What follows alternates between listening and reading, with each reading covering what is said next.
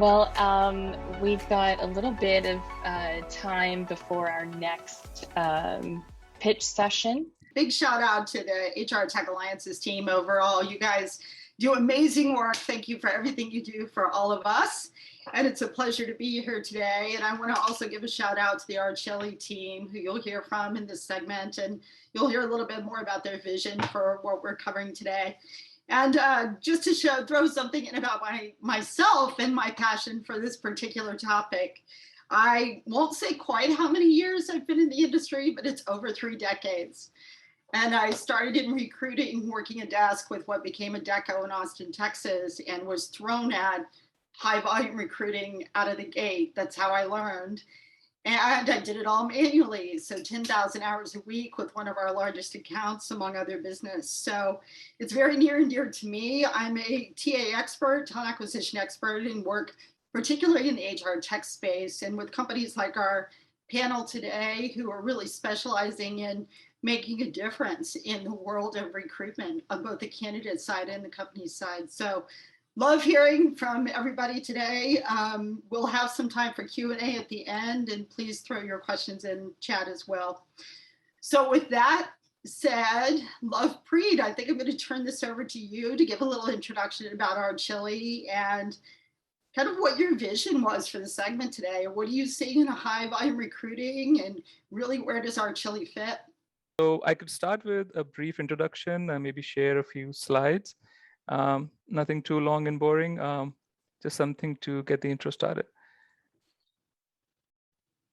All right, you should be able to see the presentation now, right?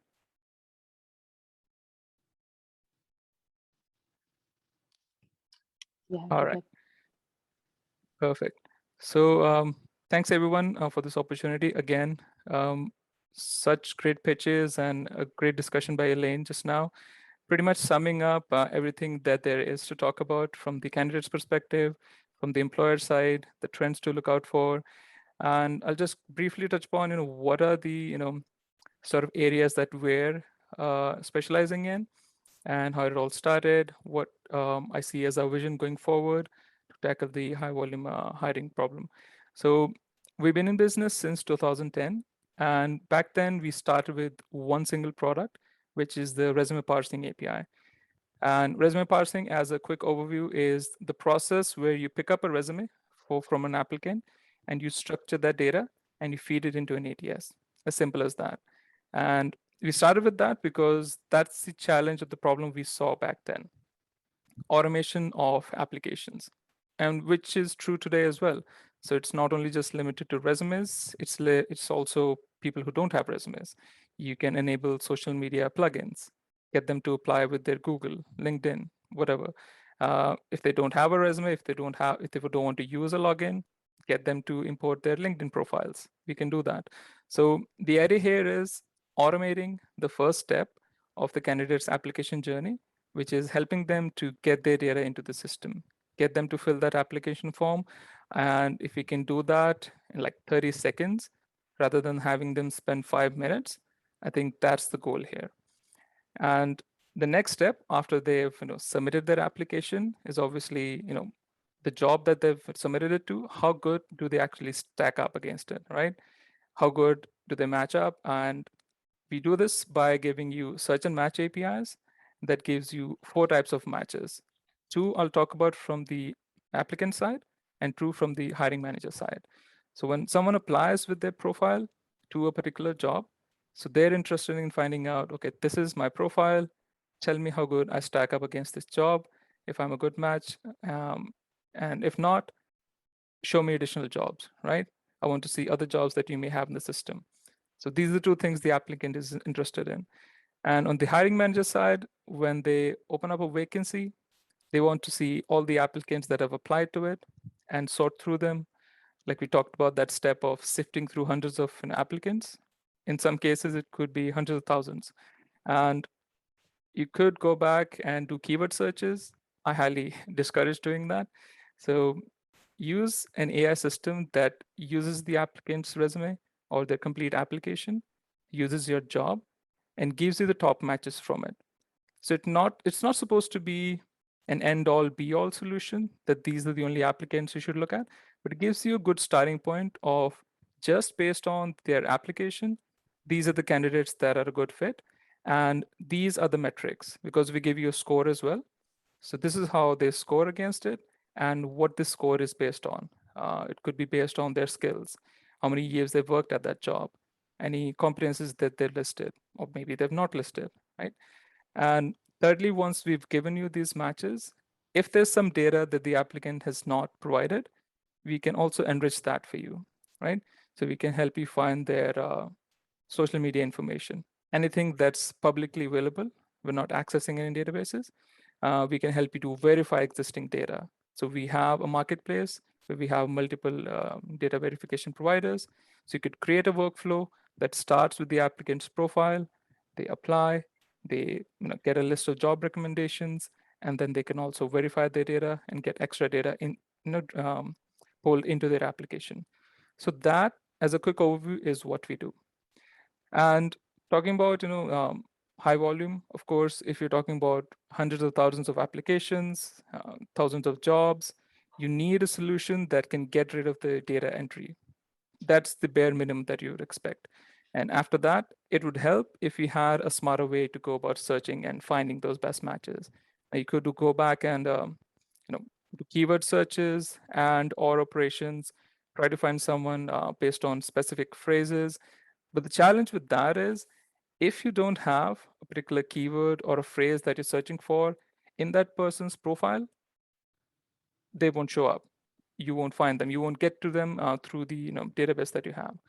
And how we address that at RChilli is through the use of our taxonomies. So our taxonomies are a collection of skills, job profiles, education, and a bunch of other libraries that we built ourselves that helps counteract that. And what I mean by that is, let's say you're looking for Java developer, right? Pretty straightforward job title.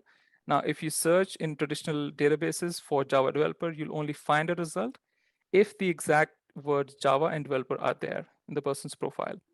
What if they've written software developer, right? And Java is one of their skills that they've used at a particular job.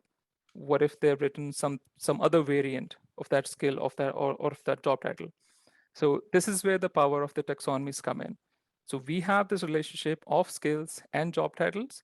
So we could figure out, okay, they have not exactly written this, but hey, why don't you look at these similar profiles that pretty much mean the same thing? They don't have the exact keyword that you search for, but they have the general functional expertise the person has that may be a good fit for the job that you want to fill. So this is what we're bringing next. A comprehensive list of taxonomies that enhance our existing search, parse, match APIs. So I think I'll just take a brief pause here because I think this gives a very good overview of what we're doing as of today. And Nina, over to you again. Great, thanks for that terrific intro. It's interesting to hear you talk about some of the innovative moves in the space within your arena. And I think we've got a couple of other panelists that are on today that kind of round out the views of what's happening in the space and opportunities to make a difference in a couple of the other key segments. So with that said, hey, Dan, you're on today. Can you give us a little bit of an introduction to what you do and what you're seeing in the world of high volume recruiting? Sure. And we had a demo a little earlier, so I'm not going to go like super in detail, but so Joveo is a programmatic job distribution platform, right? So our job is to, when somebody has hiring to do, right, get their jobs out to the right job sites in a smart fashion, and basically use data to iterate on that, right? And it's really interesting, because we get to see how the ecosystem is working together, right? We have job boards that buy traffic from candidate flow from us. We have direct employers, we have staffing firms, we have RPOs. Every segment under the sun is working with us in some capacity, right? And we've seen just more congestion overall, right? There's fewer job seekers looking for jobs. I mean, we see people quitting jobs and not necessarily even going back to work, even as stimulus packages are running out. And we're seeing more jobs open than ever before, right? And so we've really seen this consolidation towards the top.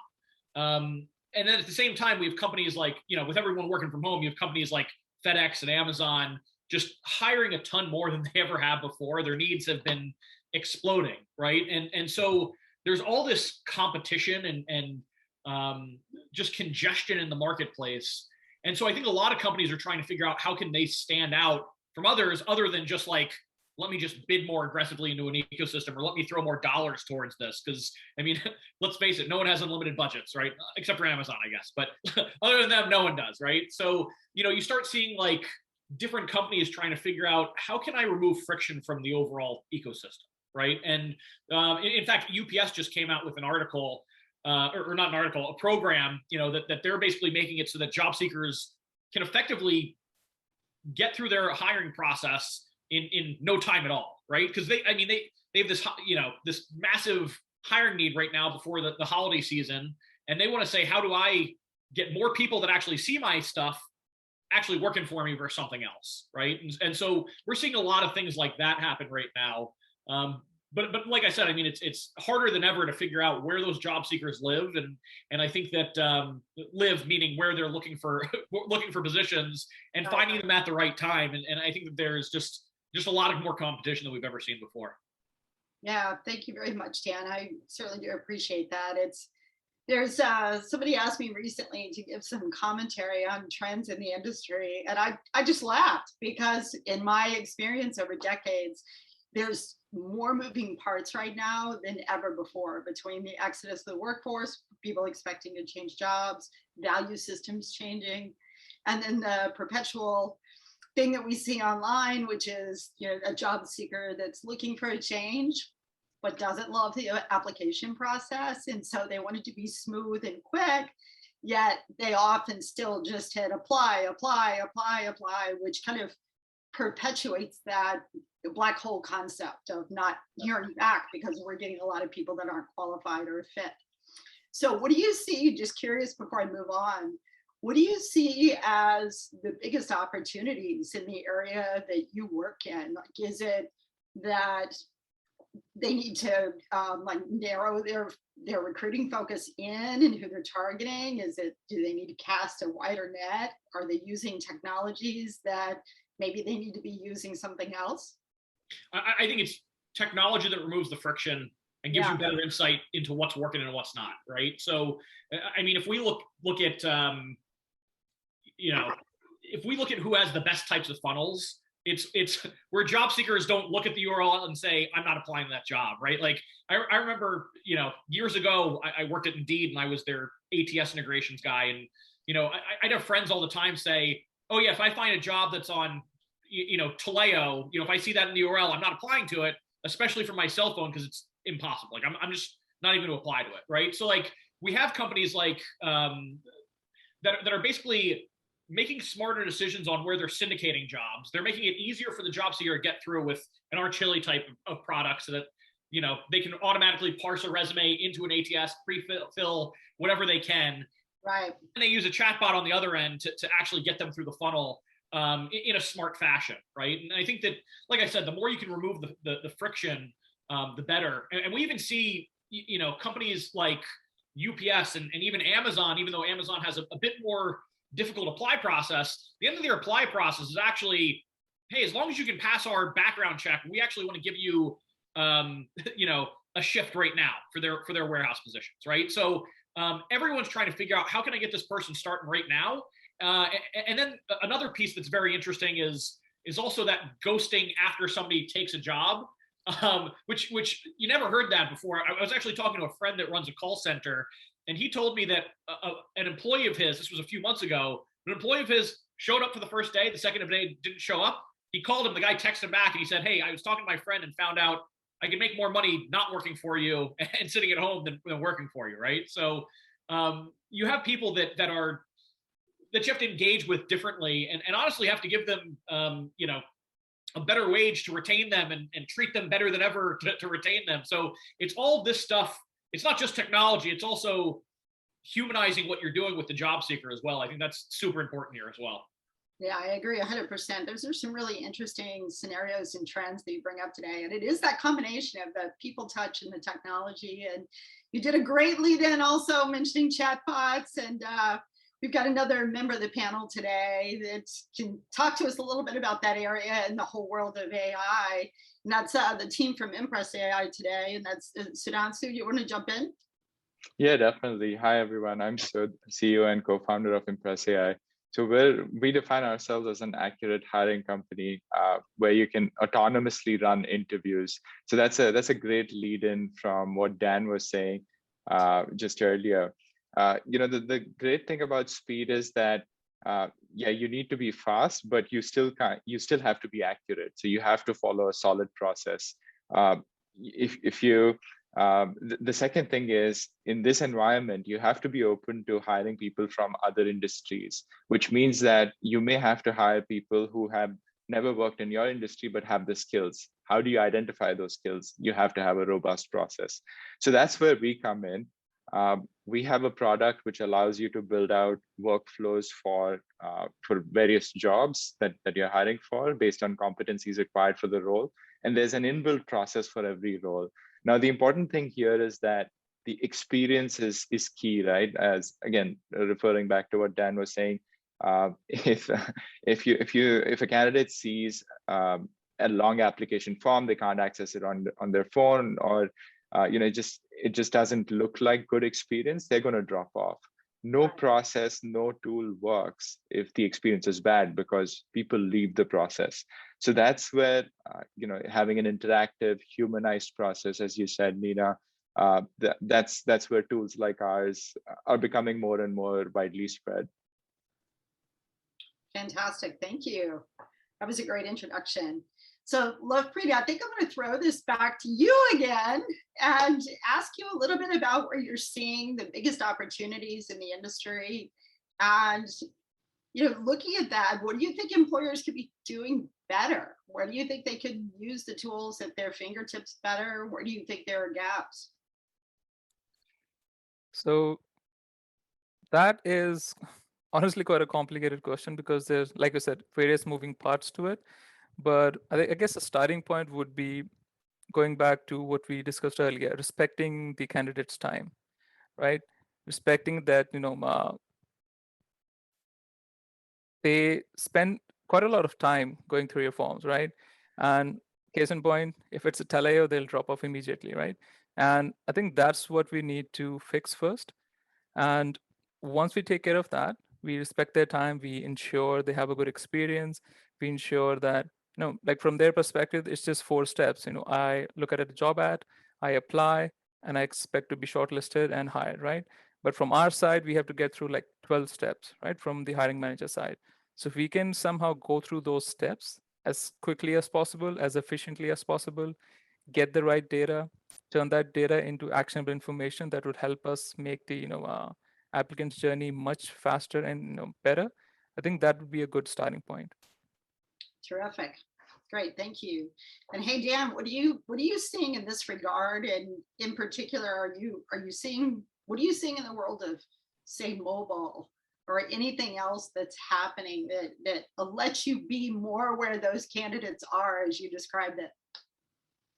Yeah, and focusing on our world, which is, our core is syndication of jobs to pay for performance sites, right? So what we've been finding is there's more job sites out there than ever that somebody can kind of go to or find or be found by or interact with. And you're dealing with talent acquisition company or organizations that have a finite budget, right? No one has an unlimited, I can just spend whatever. So one of the things that we've been seeing is that some of the historically best sites that people would work with have kind of almost like I don't want to say price themselves out, but like they've gotten so expensive because they're really good at what they do. And there's so many people looking, and ultimately people come to us to kind of figure out, is there a better way? And we're finding that, you might find that job seeker on job site XYZ for a few bucks per interaction, right, to actually see them. But then you might see them on another site where I can get you there for 30 cents, 50 cents to find that person. So like there are ways to reduce spend per interaction and still find the right job seekers and still have a quality interaction with them. I think that's one piece of this, though, right? It's really having it all cohesive. You got to look at the whole user journey through and through, right? How do they even find those sites? And honestly, one of the things I often talk to talent acquisition professionals about is like, when's the last time you've gone through your own process as a job seeker, right? Maybe have your kids go through it, maybe have your friends go through it and say, hey, like, would you be happy to work for us after going through that process? And I mean, this goes into the black hole. It goes into, you know, certain sites having a 30-minute process to go through. You know, I remember back in my Indeed days, I was pushing Indeed Apply a lot, and I had a large company who did fast food, basically. I was trying to get Indeed Apply on their site, which, you know, a job seeker can apply to the job, at least show their intent in 2 seconds. They told me they don't want that to happen because they want a job seeker to have to go through hoops because they get so many applications that they're using that as a, you know, you actually want to work here if you do this, right? And I think that, like, today there has to be a mind shift change to make it as easy as possible to show intent and show that you have the right characteristics up front, so that you can still balance like downstream TA professionals interview cycles for that user, for that job seeker, so that they can get kind of hired. But I think the point here is, like, you have to look at it end to end. And if you're not starting from what's the user journey here and how am I following up and how does it affect my brand, even, you know, especially if you're in retail, like if you're a Walmart, you know, you want to have somebody that's not like, I had such a bad experience applying to the job that I don't even want to shop there. Not to pick on them, not that they have a bad experience, I'm just saying. But, you know, it's really important to make sure you have this cohesive so that they can get through a funnel and have the positive outcome you're looking for. Dan, terrific. You know, it's funny you mentioned that go through your own process end to end. I think 3 or 4 years ago, I was looking at the data, and it said that less than 30% of HR people had actually done that. I don't know what the data is today, but that is definitely a game changer all the way through. You know, what are those automated messages that you're getting? Some people haven't even looked at those triggered, you know, responses to see what they are. They've been sitting in the system for a decade. So, you know, just those little nuances along the way can make a huge difference. Because I think that the other thing we see related to that a lot on our end is, like, when somebody's writing a job description in the first place, are you building that, a title that somebody's going to search for, you know, and a description that somebody's actually going to read and say, hey, this is something I want to do.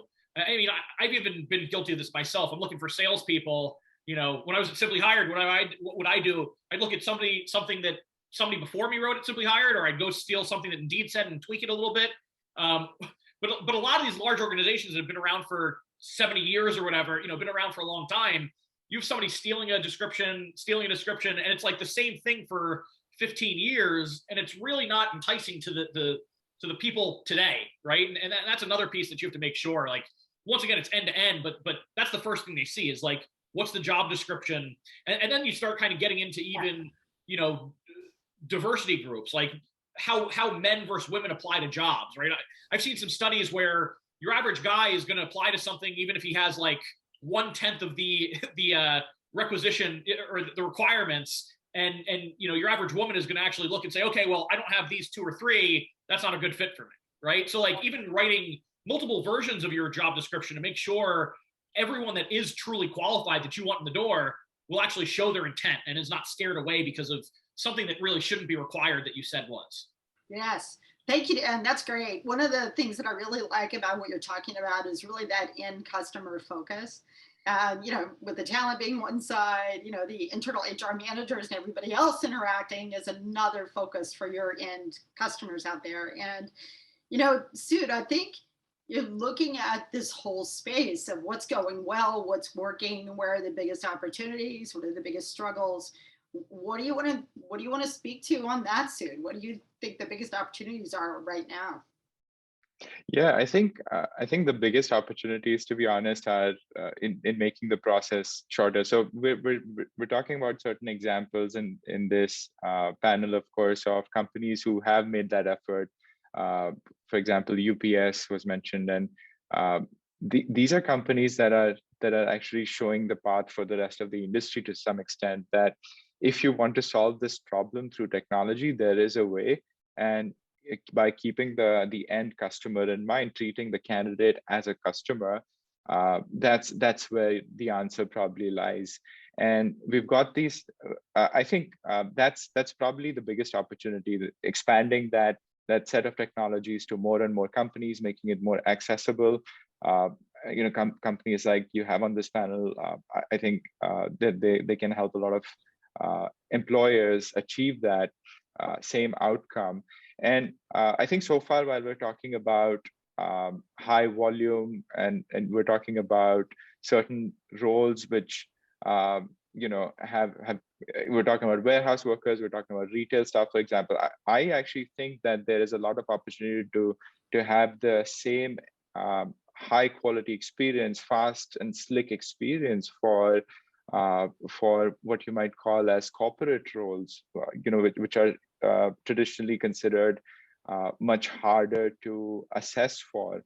So that's where a lot of technology that, or a lot of companies we work with, they're hiring, salespeople through the same technology. They're hiring wealth planning managers at banks using the same technology. So you might actually consider that high volume because they're hiring hundreds of people in the same kind of roles. But there's this huge space that I see where chatbots are not currently being used, or we're not talking about shortening that process. I think there is a huge opportunity there. Just yesterday I was speaking to a friend of mine on this marketing panel, and he was talking about his interviewing experience. He's applying for jobs right now, and he was talking about companies who haven't gotten back to him in months. And these are very coveted candidates in certain positions, and them not hearing back means that there's definitely something broken, even for roles where you might consider are very high skilled kind of roles. I think that's one. The second is there's a huge opportunity to make interviews better. Again, if you talk to any candidate, they'll tell you about tens of stories where they've been in an interview where the interviewer has no idea what they're doing. They're making the candidate feel really uncomfortable. There was this, again, very harrowing experience one candidate told me recently. This is an experienced candidate, 10 plus years of experience in the industry. And he said he went into this interview, and the interviewer just outright said, your resume is useless. Your experience won't fit in here. And this is actually, I think this happened in California with some company. So that was, this person ended up walking out of the interview. He said, this is kind of over for me based on that 15-minute conversation, which the tone of which was captured by what I just told you.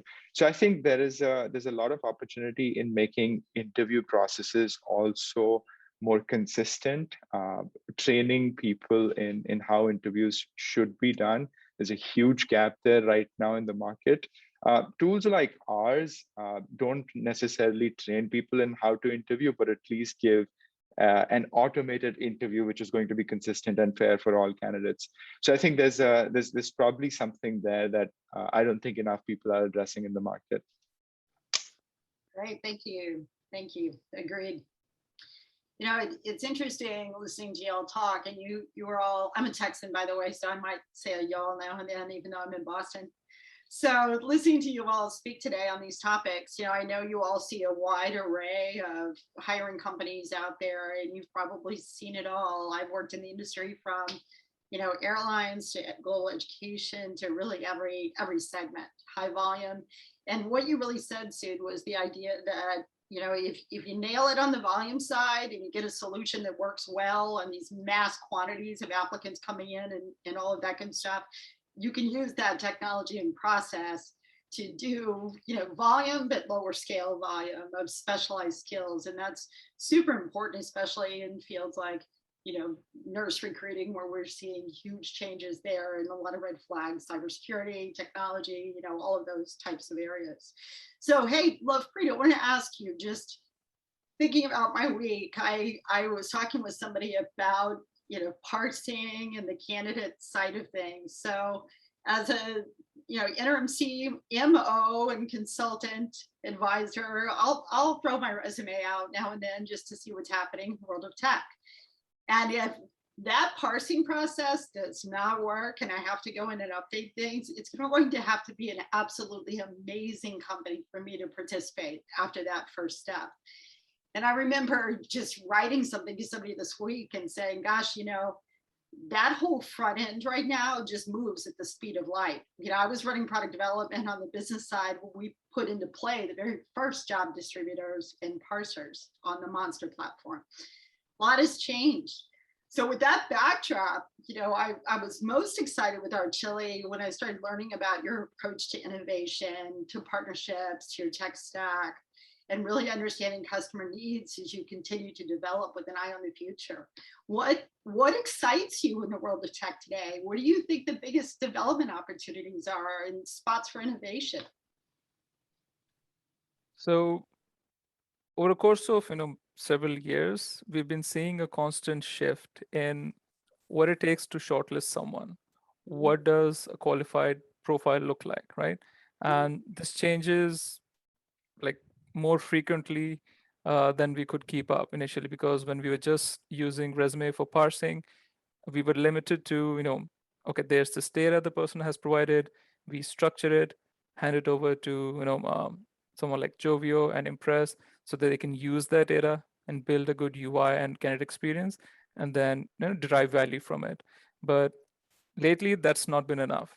It's not just what's in the resume, it's also what you can actually infer from it, something that the candidate has not explicitly defined, right? Maybe they've missed a few skills. Maybe they've just listed, this is what I did, right? This is my job title from the last job. So it's up to us to enrich the data, add more context to it. And like I said before, that's where the taxonomies come in, right? Since we have that, association of skills and job titles, we can add that extra data that's useful to companies to derive value from. And even more than that, like recently, 60% of the workforce in US doesn't even have a degree, right? So if someone's using a degree to shortlist candidates, you're already set to fail, right? You won't really find the best applicants. So it's things like that, keeping up with the market, keeping up with the trends, what's being hired, and staying a step ahead. And I think trusting the technology and a partner who can do that for you, who understands the nuances of what it takes to give you a perfect application that you can then run through your process. I think that's where we see RChilli, because our focus has always been providing the best AI APIs, and these APIs fit into other user interfaces. Right. Terrific. There's a lot to think about there, but if I go down that path, I'm going to throw about 20 questions on you. So terrific. So Dan, I'm going to kind of throw the same thing your direction. What are you seeing? Just give us a brief feel for what you're seeing in the world of innovation and what excites you in this space. Like what's on the horizon? Yeah, and in general, it's better user experience, better matching, better branding, thinking about that way, bringing an actual marketing muscle in general to the talent acquisition space, I think is really important.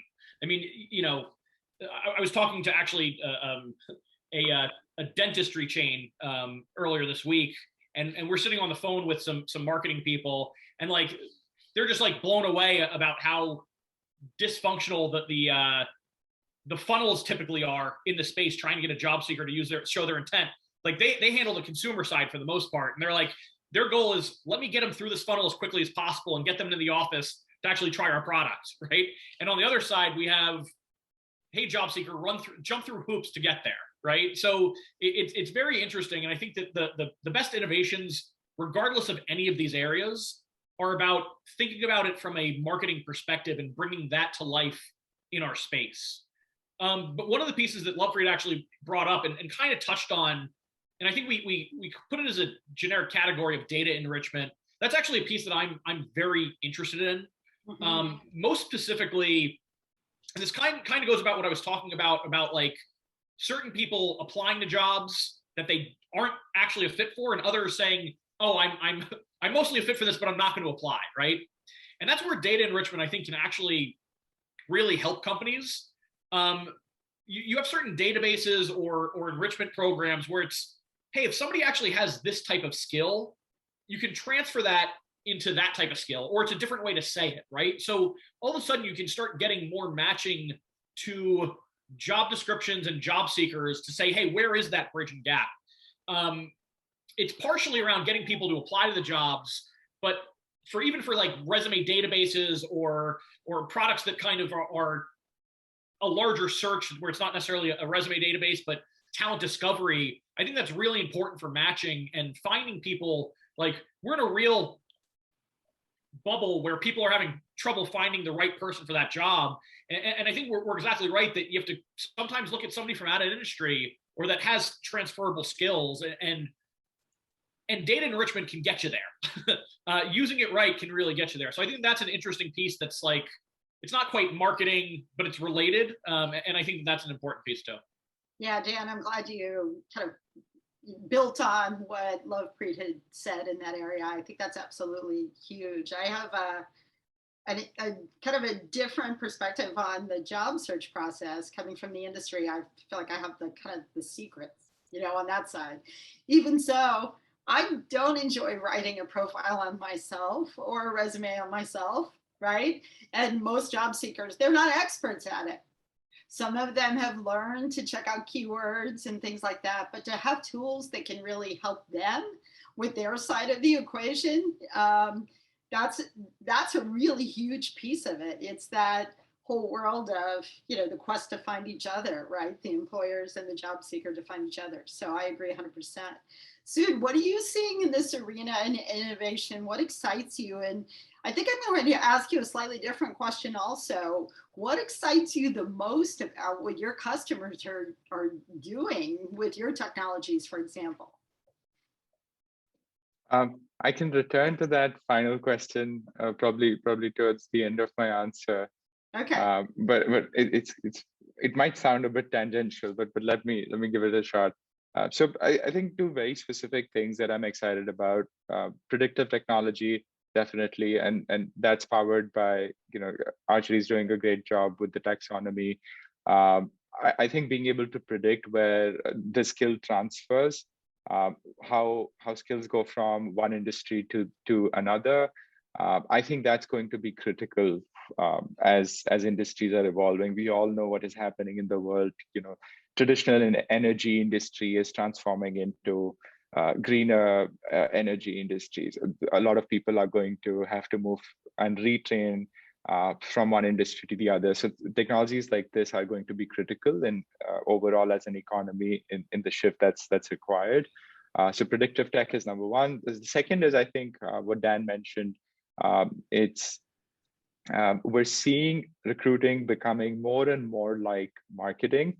Of course, I think that's going to continue to happen. I'm actually based in Asia, and I think I am excited about that transformation starting to happen in Asia as well. So that's a little bit personal to me, because I think recruiting is a lot more like marketing in North America right now than it is in Asia. So I want to see that happen here as well. And the final thing, answering your question on what are we most excited about, what customers are doing with our technology.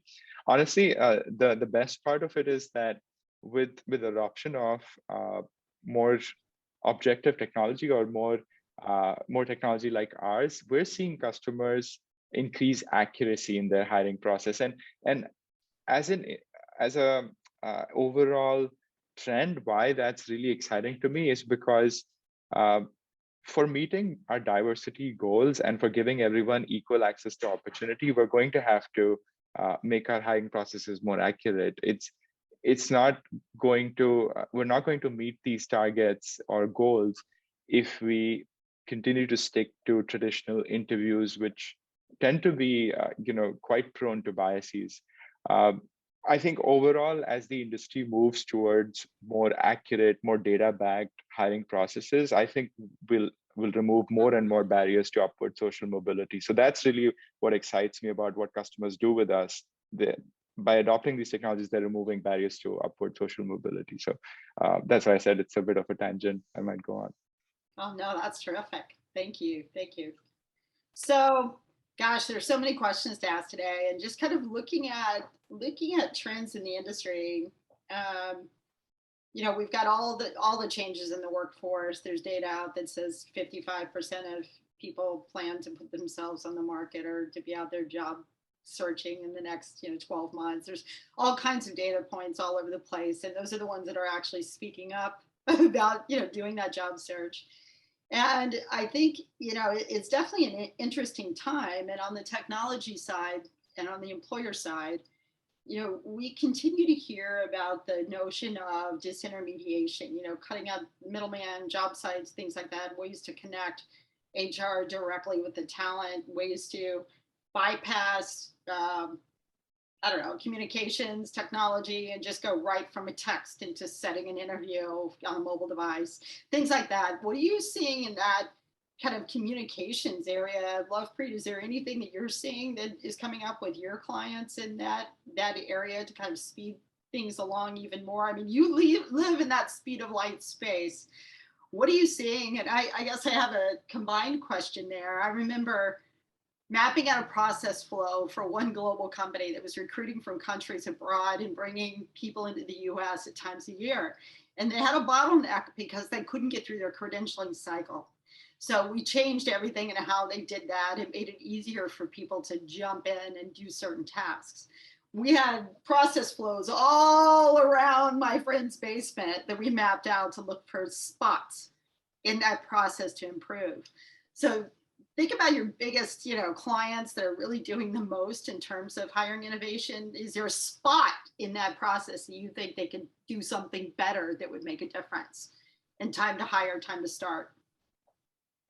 So definitely in terms of time to start, because like we saw earlier, QR codes weren't a thing like a couple of years ago, and especially not in hiring. So it's just small things like that. And it all ties back to, what I said earlier, respecting the person's time. And you could do it in multiple ways, right? And not, my team might hate me for saying this because we've traditionally been a resume parser. It doesn't have to be a resume, right?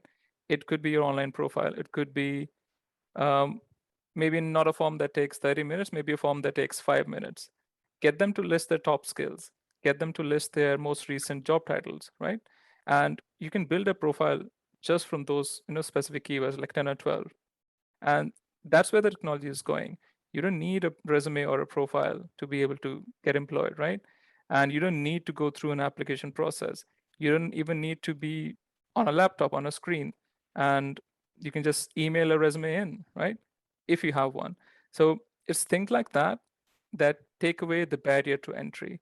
And I think that's very crucial when you talk about high volume, because it's all a numbers game. So the more people you can actually add at the funnel at the top, the more likely are you to find the best matching candidate. So it all comes down to how soon can you go from 100,000 applicants to the top 50 or top 100, and how accurately can you reach out to them, right? And maybe they've applied to a job that they thought they were a good fit, right? And Dan shared this point earlier. Maybe they didn't even see the job that you had, and that might be a better fit for them. So tech can do that for you. It can give you similar job recommendations. It can give you similar candidate recommendations. Instead of going through the applicants and matching them to jobs, you can actually upload your ideal candidate that has all the perfect criteria that you want them to be hired on, match against that ideal candidate, do a profile comparison. So there's many ways to think about this, but it all comes down to making things easier. And see, being a technology provider, I can mostly talk about from a technology side, but on a personal level, I do think it's a social shift as well, right? Traditionally, you wouldn't be as respected or treated with that importance as an applicant. And times are changing, and applicants have more power. And I'm grateful that 10 years ago, I wasn't hired based just upon my resume, because if that was the case, I would have been rejected, right? Even at RChilli. So it all comes down to the human factor. And our job is not to do away with that. Our job is to make that more efficient, right? So you can actually spend time with the right candidates, with the right people who are out there looking for a job. And especially in high volume, like blue-collar workers or retail or whatever those industries are, right, that need that sort of technology, it's very critical that we give them the opportunity. If we think about it from a social perspective, there's someone out there, maybe it's a last-ditch effort for them that they want to apply this job. You don't know what their situation is, right? I've personally been through that situation that, this was the job that I wanted to apply in, and I was about to lose all faith in myself in, starting a career. So if we look at it, if we take a step back and keep technologies to the side for a moment and just think of it as a social initiative and our responsibility to give the applicant a chance at starting a career, right? Or someone who's been laid off, right, because of this pandemic, give them the opportunity to get back on the labor market. They may not have the skills needed after not being on the market for decades, right? So it's stuff like that that we have to think about.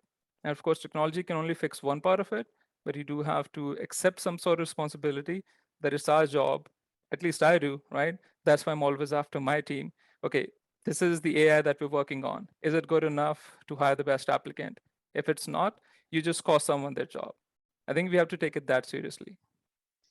I really like that answer. It really made me think. It took me back to my days of, actually seeking a position. And my resume now is a cool resume. Back, 10, 15 years ago, people would look at it and say, whoa, this person has changed jobs several times.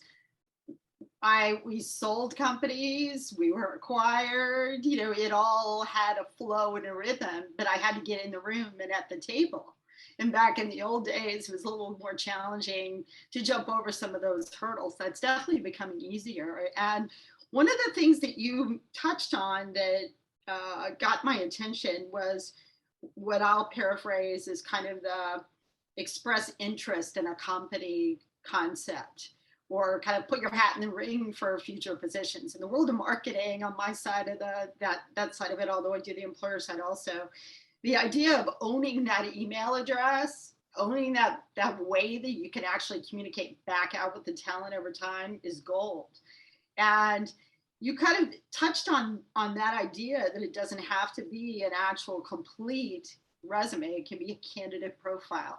Are y'all seeing much in the area of talent pool building, expressing interest in a company or a job, that front end out there? And Dan and Sud, I'll ask you both, are y'all seeing that more open-ended area versus the very confined, apply to this one job?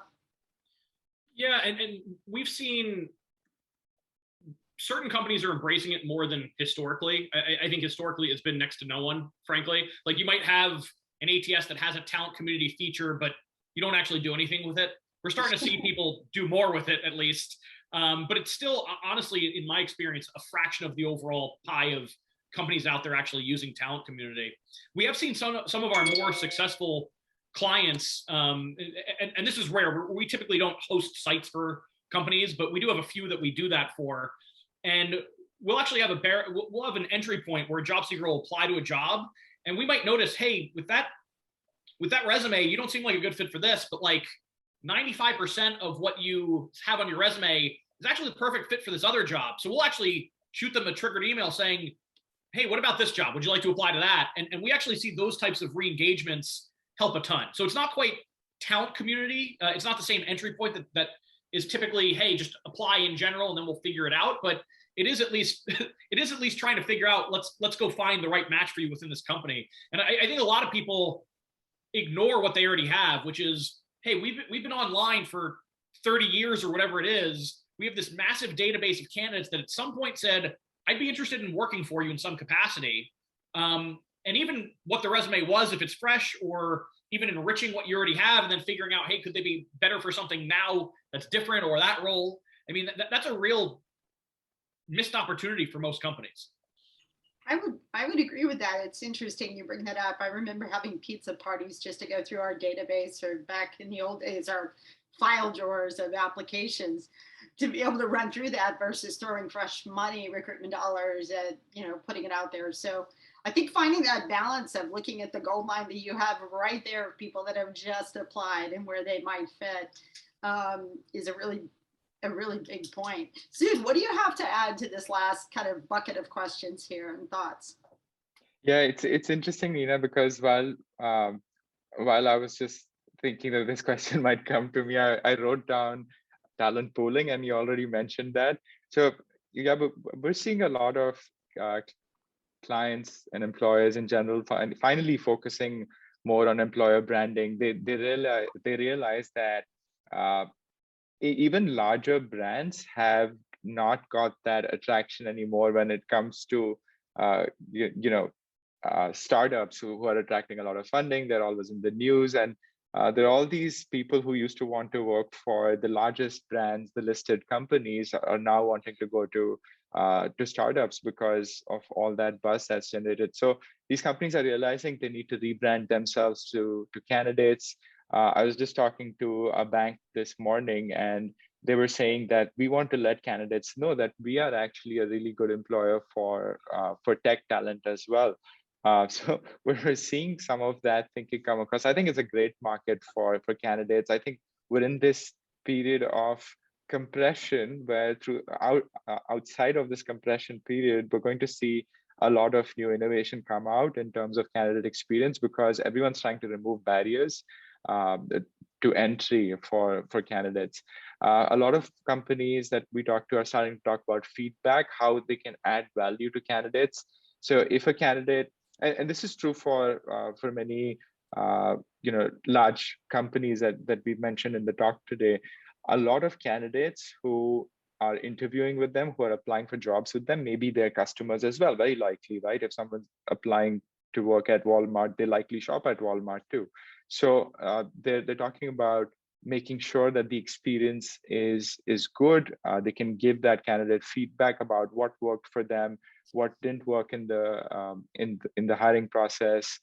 And I heard a really good idea from a customer this morning, and I hope they don't hate me for sharing that. But I had this customer saying whether it's possible to, with our product, for example, to tell candidates that, you have that whole application process where a candidate puts in their resume, let's say, and they get matched to a bunch of roles that are good fit for them, just like LOVEPREET was mentioning. So they were asking if after that process, if there is no available jobs at that point, can we still let the candidate know that we are a great, we could be a great place for you in the future. We don't have a job right now, but look at these departments that we have that may actually fit well for you, which don't have any openings right now, but if you drop your email, can let you know when those departments are hiring. So there is this constant sense in employers I'm seeing that wants to appeal to candidates, wants to build a relationship with them, and wants to add value to them. And I think that's a great trend for candidates. Again, having been on the other side many years ago, where just a very, very tiny part of my story. A company which I had applied for had rejected me in their hiring process, is my biggest client today at the company. They pay us hundreds of thousands of dollars over the years, and they didn't hire me. So that's it's turning into that kind of a market where candidates are going to start seeing a lot more value through these hiring processes, which they don't see today. Yeah, terrific. Thank you very much. So LOVEPREET, I have so many questions for you, but I'd say, some of the early day discussions that we used to struggle with as technology has continued to evolve, it still comes up. People using, multiple devices for their job search, how they're engaging with both of them, how they're, applying to the same company through multiple sources time and time again, multiple email addresses, things like duplicate handling. What challenges are you seeing in those areas, and how are they being solved? Is there anything that comes to mind? So not really any challenges, because we've identified these so-called roadblocks that would come up in the application process, and we've already taken care of them. So if someone has already applied, their resume gets processed, a record is generated, and it's stored in an index, right, for future reference. And if they've applied with a similar data, that's matched, and you can query that data or pull it up again. And let's say someone comes back to apply for again, like Sudh just shared, right? We may not have a job for you right now, but let's say they come back and apply a year later, 2 years later, right? So if you have that index from when they applied earlier, you can reference that. Tell them, okay, this is the profile that we have for you. Is it still current? Would you like us to update it for you, or would you like to go ahead and update it yourself? So that's where the enrichment comes in. That's where these pretty basic practices of data duplication and the similar ones come into practice. Right. Makes a big difference in speeding the process along, not necessarily, that job that falls off of a person's resume and, all of those nuances, being able to kind of catch those things as you go along is great. So this is terrific. We've got probably 5 more minutes or so. So if anybody has any questions, feel free to, mention them in the chat or let us know, and we'll just keep going from there. So I'm going to ask, let's say, Dan, I'll ask you this question, put you on the hot seat next. So for your other 2 panelists, what questions do you have for them? Do you have any? I don't know that I have any specific questions. I mean, there are 2 technologies I've either worked with. I've been a partner of RChilli's at a few companies, actually. So I'm pretty familiar with their model. And I haven't worked with Impress before, but I've worked with other kind of chatbot technologies. So I don't know that I have a specific question there. I guess maybe how can we work better together end to end to kind of help solve this? I mean, I think that's kind of, we've all kind of touched on this, right? Where it's making a better funnel end to end for the job seeker and user experience. I guess the comment, it's more of a comment than a question that we can probably solve in the next few minutes here. But I think that ultimately, the better we can all work together, the more we're going to solve problems together for job seekers and hiring managers alike. Right. I think that's a really good point. Sudh, what would you say in that area? Are there any questions or wish list or anything like that for your 2 other panel members here? Yeah, definitely. Let me see what I can quickly come up with. So probably more for Dan. I think I'm quite curious to understand I guess, what is the value that you're seeing being generated by the chat products that for example, Joveo is working with? Are people looking for more quick screening and scheduling, or are there other kinds of value that you're seeing products add in the market? Yeah, I mean, the most common I'm seeing that's the most well adopted is that beginning of the funnel, right? Getting somebody through either